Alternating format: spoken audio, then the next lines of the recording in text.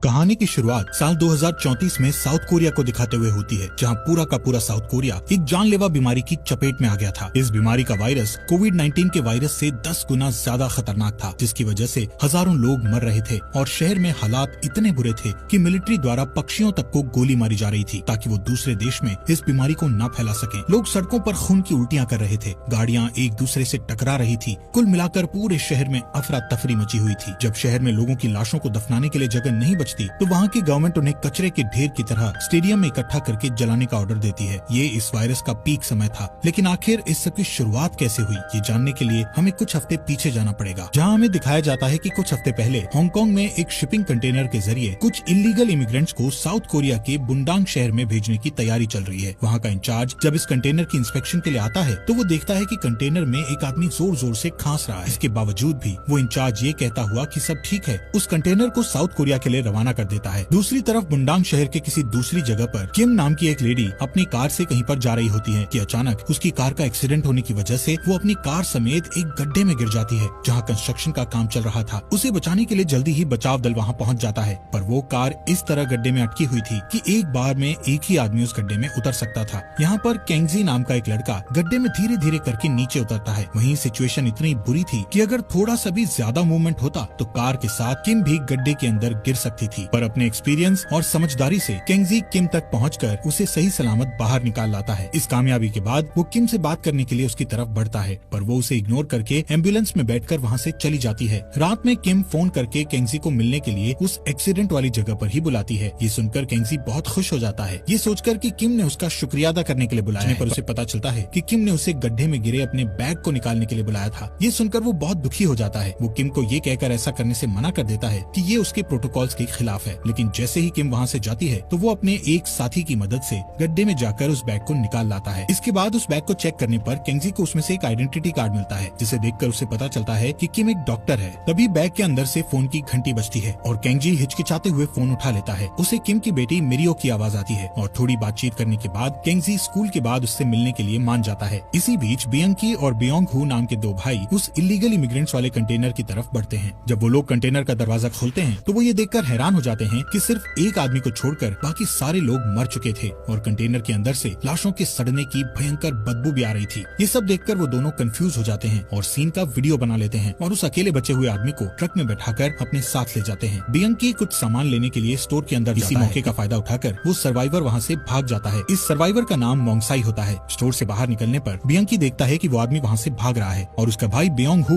बुरी तरह खांस रहा है। तभी बियंग उस आदमी का पीछा करता है, पर थोड़ी देर बाद उसका पीछा करना छोड़कर वो अपने भाई को एक क्लिनिक में लेकर जाता है, जहाँ डॉक्टर बियोंग को कुछ नॉर्मल दवाइयाँ देता है और उसे आराम करने के लिए कहता है। पर बियोंग को लगातार खांसी आ रही थी और खांसी के कारण उसके मुंह से निकलने वाले छींटे उसके संपर्क में आने वाले हर व्यक्ति पर पड़ रहे थे। वहीं दूसरी तरफ केंगजी स्कूल के बाहर किम की बेटी मिरियो से मिलने जाता है, पर अपनी माँ की तरह वो भी उससे बात नहीं करती। वो उससे अपनी माँ का बैग और केंगजी का बिजनेस कार्ड लेकर वहाँ से चली जाती है। अपनी कार से घर लौटते समय केंगजी को पास खड़ी एक बस में कुछ लोग बुरी तरह से खांसते हुए दिखाई देते हैं। इस तरह में दिखाया जाता है कि वायरस धीरे धीरे पूरे बुंडांग शहर को अपनी चपेट में ले रहा होता है। वहीं घर लौटने पर किम अपने बैग को देखकर बहुत खुश होती है और अपनी बेटी को गले लगा लेती है। साथ ही केंगजी को मन में इसके लिए थैंक यू बोलती है। अब जब घर पर वो माँ बेटी बात कर रही होती है तो किम को उसके हॉस्पिटल से फोन आता है कि वहाँ अचानक एक इमरजेंसी आ गई है, इसलिए उसे तुरंत हॉस्पिटल पहुँचना होगा। किम मिरियो को उसकी दादी के पास छोड़कर हॉस्पिटल चली जाती है। जब वो हॉस्पिटल पहुँचती है तो देखती है कि सब लोग डरे हुए हैं। वो तुरंत इमरजेंसी रूम की ओर जाती है, जहाँ पेशेंट बियोंग हू बहुत क्रिटिकल कंडीशन में था। उसे बहुत ज्यादा खून की खांसी आ रही थी और उसके पूरे शरीर पर लाल धब्बे पड़ गए थे। किम अपने सीनियर डॉक्टर से कहती है कि एवियन फ्लू है, पर वो उसकी बात से सहमत नहीं होते। जल्द ही डॉक्टर्स बियोंग हू के फोन में वो कंटेनर वाला वीडियो देखते हैं जिसमें की डेड बॉडीज भरी हुई थी। यहाँ पर वो लोग समझ जाते हैं कि ये वायरस वहीं से फैला है। वो जल्दी से बियोंग के भाई बियंग से इसके बारे में पूछने लगते हैं, लेकिन बियंग उन्हें कुछ नहीं बताता। वो बिल्कुल खामोश रहता है। तभी अचानक एक इमरजेंसी अलार्म बजने लगता है। बियंग ये देखकर बहुत परेशान हो जाता है और डॉक्टर्स की चेतावनी के बावजूद वो सबसे लड़ते भिड़ते इमरजेंसी रूम के अंदर पहुँच जाता है, जहाँ उसका भाई मर चुका था। उसे मरा हुआ देखकर वो खुद पर कंट्रोल नहीं रख पाता और अपने भाई की डेड बॉडी को गले लगाकर रोने लगता है, जिससे उसके भाई बियोंग का खून उसके हाथों पर लग जाता है। बियोंग गुस्से में आकर अपने उन हाथों से कई डॉक्टर्स को छूता है, पर थोड़े टाइम बाद उसे पकड़ लिया जाता है। नेक्स्ट सीन में हम देखते हैं कि किम की बेटी मिरियो बोर होकर अकेले घर के बाहर टहलने निकलती है। वो एक गाड़ी से टकराने ही वाली होती है कि उसी समय कंटेनर वाला सर्वाइवर मोंगसाई उसे बचा लेता है। मिरियो देखती है कि वो आदमी बहुत भूखा है, इसलिए वो उसे कुछ खाने को देती है। बातें करते हुए मोंगसाई उसे कहता है कि मैं बीमार हूँ, इसलिए तुम मुझसे दूर रहो, पर मिरियो उसे लगातार बातें करती रहती है। कुछ ही पल में मोंगसाई को सब जबरदस्त खांसी होती है और वो मिरियो से किसी को उसकी मदद के लिए लाने को कहता है। मिरियो केंगजी को मदद के लिए बुलाती है, पर उनके वहाँ पहुँचने से पहले ही मोंगसाई वहाँ से जा चुका था। वहीं हम देखते हैं कि अब तक शहर में हजारों लोग इस वायरस की चपेट में आ चुके थे, जिससे हॉस्पिटल्स पेशेंट से भर चुके थे। वहीं Kim Korea centres for disease control and prevention की एक टीम के साथ कंटेनर वाली जगह पर पहुंचती है। वो उन सारी डेड बॉडीज को जला देते हैं, लेकिन वहाँ उन लाशों को खाने वाले चूहों का एक झुंड जलने से बच जाता है और वो सारे चूहे शहर की तरफ चले जाते हैं। इसी बीच देश के टॉप डॉक्टर्स की टीम एक इमरजेंसी मीटिंग करती है। एक बड़ी बहस करने के बाद वो सब इस नतीजे पर पहुंचते हैं कि ये जानलेवा वायरस H5N1 स्ट्रेन का नया रूप है। जो भी इस वायरस के संपर्क में आता है वो 36 घंटे के बीच में ही मर जाता है। सभी डॉक्टर्स गवर्नमेंट को कहते हैं कि शहर को जल्दी से जल्दी क्वारंटीन करना होगा, नहीं तो ये वायरस पूरे देश और यहाँ तक कि पूरी दुनिया में फैल जाएगा। दूसरी तरफ केंगजी मिरियो को एक सुपरमार्केट लेकर जाता है, जहाँ वो लोग एक साथ लंच करते हैं और एक दूसरे के साथ अपने सीक्रेट शेयर करते हुए एक दूसरे के अच्छे बेस्ट फ्रेंड बन जाते हैं। थोड़ी देर बाद जैसे ही वो लोग सुपरमार्केट से निकलने वाले होते हैं, तभी चारों तरफ भगदड़ मच जाती है। बहुत सारे लोग खून की खांसी करके बेहोश होकर नीचे गिरने लगते हैं, तो वहीं कुछ लोग तुरंत मर रहे होते हैं। उसी समय केंगजी एक औरत को एस्केलेटर से गिरते हुए देखकर उसे बचा लेता है, पर इस बीच मिरियो उसकी नजरों से दूर हो जाती है। वहीं ये वायरस इतनी तेजी से फैल रहा था कि हॉस्पिटल्स और कम्युनिकेशन सिस्टम पर बोझ बढ़ गया था। इसी के चलते डॉक्टर्स और पॉलिटिशियंस शहर में क्वारंटीन लागू कर देते हैं, जिससे अपनी जान को खतरा देखकर पॉलिटिशियंस और डॉक्टर सियोल सिटी जाकर रिसर्च करने का फैसला करते हैं। जैसे ही सारे रिसर्चर्स सियोल सिटी जाने लगते हैं,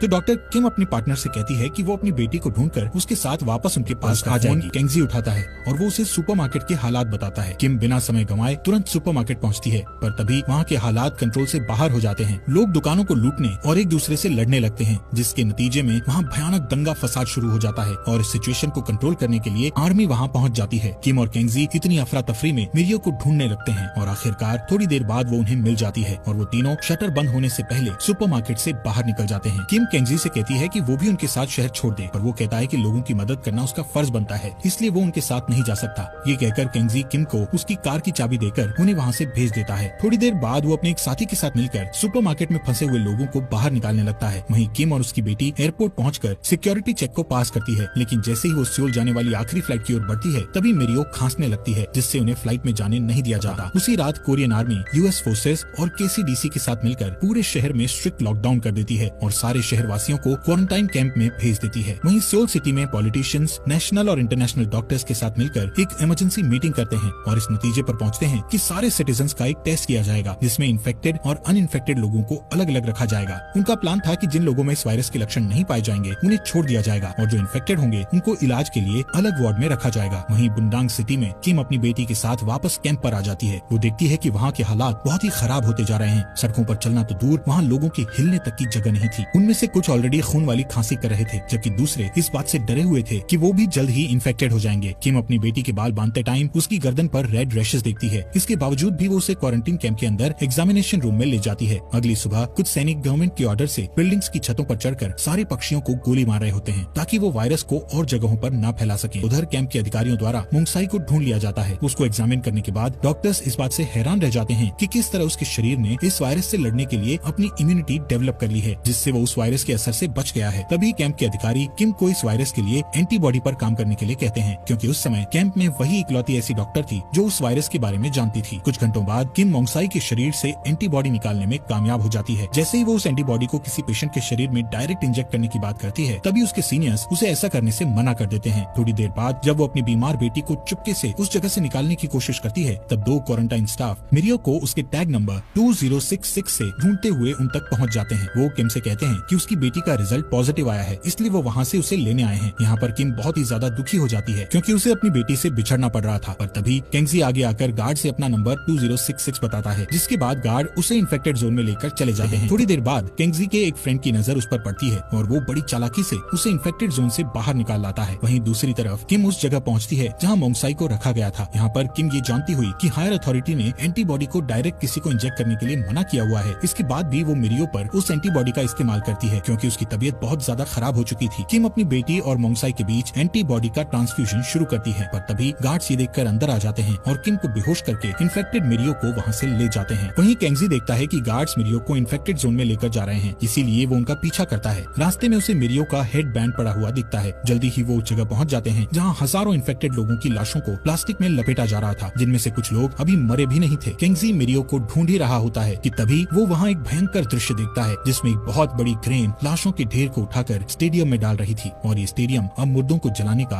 एक बहुत बड़ा गड्ढा बन चुका था। यहाँ पर केंगजी ये सोचता हुआ कि इससे पहले ये क्रेन मिरियो को उठाकर यहाँ से इस गड्ढे में जला दे, वो जल्दी से मिरियो को वहाँ ढूंढने लग जाता है। अचानक एक आग की बड़ी लपट लोगों की बॉडीज को अपने घेरे में लेकर जलाने लगती है। तभी केंगजी को एक रिंगटोन सुनाई देती है, जिससे वो पहचान जाता है कि ये मिरियो के फोन की रिंगटोन है। वो तुरंत उस जगह भागता है और देखता है कि मिरियो प्लास्टिक में लिपटी हुई है, जो कि अभी भी जिंदा है। दूसरी ओर क्वारंटीन कैंप के अंदर एक ऑफिसर एक इन्फेक्टेड सोल्जर को गोली मार देता है, जिससे लोग गुस्से से बेकाबू होकर कैंप से बाहर आ जाते हैं। बाहर जाते हुए वो लोग देखते हैं कि केंगजी मिरियो को जलती हुई लाशों के ढेर से बचाकर लेकर जा रहा है, जिससे वो लोग समझ जाते हैं कि इन्फेक्टेड लोगों को जिंदा ही जलाया जा रहा है। लोगों के भड़कने के कारण मेडिकल स्टाफ उस जगह को छोड़कर किसी और जगह पर जाकर मोंगसाई पर रिसर्च जारी रखने का फैसला करते हैं। वो किम को भी अपने साथ चलने के लिए कहते हैं, पर किम उन्हें ये कहते हुए मना कर देती है कि उसे अपनी बेटी को ढूंढना है। जैसे ही वो लोग बाहर की तरफ बढ़ते हैं, तभी बियांग मोंगसाई को देख लेता है और अपने भाई को खोने का बदला लेने के लिए चाकू से उस पर हमला करता है। वहीं किम पागलों की तरह कैंप में अपनी बेटी को ढूंढ रही होती है, पर वो उसे नहीं मिल रही थी, जिस कारण वो दुखी होकर मेडिकल स्टाफ के साथ चली जाती है। उधर सोल सिटी में प्रेसिडेंट देखता है कि बुंडांग शहर पेंडेमोनियम के हाई लेवल पर पहुंच चुका है। प्रेसिडेंट को उसका एक मेंबर, जिसका नाम स्नाइडर होता है, वो कहता है कि इन्फेक्टेड लोगों को बाहर निकाल दिया जाए, जिससे कि वो बॉर्डर क्रॉस ना कर सकें। लेकिन इसके बावजूद प्रेसिडेंट एंटीबॉडी बनने तक आर्मी को वहाँ पर रुकने के लिए कहता है। स्नाइडर और वाइस प्रेसिडेंट उसके इस फैसले से खुश नहीं थे। अब क्योंकि बियांग ने मोंगसाई के पेट में चाकू मारा था, इसलिए मोंगसाई का बहुत सारा खून बह चुका था, जिसकी वजह से उसकी एम्बुलेंस में ही मौत हो जाती है। इसके साथ ही उन लोगों की एंटीबॉडी बनाने की उम्मीद भी खत्म हो जाती है। वहीं पर वाइस प्रेसिडेंट को इसके बारे में पता चलता है, तो वो आर्मी को खुफिया आदेश देता है कि वो सिविलियंस को सोल बॉर्डर में घुसने से रोकें, जहां बहुत सारे सिविलियंस शूट आउट में मारे जाते हैं। वहीं केंगजी मिरियो के साथ उस जगह से बच निकलने में कामयाब हो जाता है। मिरियो अब पहले से बेहतर महसूस करने लगी थी, यहाँ तक कि वो अब बोलने भी लगी थी, जिससे पता चलता है कि एंटीबॉडीज ने उस पर अच्छा असर किया। दूसरी तरफ किम अपनी बेटी से मिलने के लिए भाग कर जाती है, पर सोल्जर उसे रोक लेते हैं। वो बार बार कहती है कि उसकी बेटी के पास इस वायरस का इलाज है, इसलिए उनमें से एक सोल्जर उसे अपने बेस पर लेकर जाता है, जहाँ वो उसकी प्रेसिडेंट से बात करवाता है। उधर सड़क पर एक आदमी केंगजी को ये कहते हुए सुन लेता है कि मिरियो की बॉडी से एंटीबॉडी बनाया जा सकता है, इसलिए वो उनके पीछे जाता है। जब मिरियो अकेली होती है, तो वो उसे एक आइसोलेटेड रूम में लेकर उसका ब्लड निकालने की कोशिश करता है, लेकिन खुशकिस्मती से केंगजी सही समय पर अपने एक साथी के साथ वहाँ पहुँच जाता है और तीनों में जबरदस्त लड़ाई होने लगती है। आखिर में केंगजी उस आदमी को मार डालता है, लेकिन उसका बेस्ट फ्रेंड इस लड़ाई में गंभीर रूप से घायल हो जाता है। उधर किम प्रेसिडेंट से बात करते हुए उन्हें बताती है कि मेरी बेटी पूरी तरह से इस वायरस से लड़ चुकी है और उसके खून से इस वायरस का एंटीडोट भी बनाया जा सकता है। ये सुनकर प्रेसिडेंट अपने सोल्जर को फायरिंग रोकने का ऑर्डर देता है, लेकिन स्नाइडर उनकी बातों से सहमत नहीं होता और वो सोल्जर से शूटिंग जारी रखने के लिए कहता है। कुछ टाइम बाद किम बॉर्डर पर पहुंचती है और देखती है कि मिरियो इन्फेक्टेड लोगों के साथ है। वो उसकी तरफ दौड़ती है, को लेने के लिए कंटेनमेंट लाइन की तरफ बढ़ती है, तभी उसे गोली लग जाती है, क्योंकि स्नाइडर ने शूटिंग ना रोकने का ऑर्डर दिया हुआ था। इससे पहले कि सोल्जर और गोली चलाते, मिरियो अपनी माँ को कवर करके सोल्जर्स को गोलियां न चलाने को कहती है। ये देखकर सभी सोल्जर्स समेत सभी के दिल पिघल जाते हैं और वो पीछे हट जाते हैं। यहाँ तक कि इन्फेक्टेड लोगों को भी नई प्रेरणा मिलती है और वो सब बॉर्डर की तरफ दौड़ने लगते हैं। दूसरी तरफ जब स्नाइडर ये देखता है कि सोल्जर्स ने गोली चलाना बंद कर दी है, तब वो एयरफोर्स को हवाई हमले का आदेश देता है। ये देखते हुए अब इस सिचुएशन में प्रेसिडेंट भी इन्वॉल्व हो जाता है और वो अपने लोगों से कहता है कि अगर कोई फाइटर प्लेन बुंडांग में घुसने की कोशिश करे तो उसे तुरंत उड़ा दें। इस वायरस के खतरे के टलने के बाद प्रेसिडेंट लाइव आकर सबको ये बताता है कि वो इस वायरस का इलाज ढूंढकर सभी लोगों को बचा लेगा, फिर चाहे इसके लिए उसे कुछ भी करना पड़े। इसके बाद मिरियो के ब्लड से इस वायरस की वैक्सीन बनाने के लिए उसे सोल भेज दिया जाता है, लेकिन किम और केंगजी वहीं रह जाते हैं। कुछ घंटों के बाद एक रिपोर्टर ये अनाउंस करती है कि वैक्सीन सक्सेसफुली बन चुकी है और सबसे पहले इसे बुंडांग के लोगों को दिया जाएगा।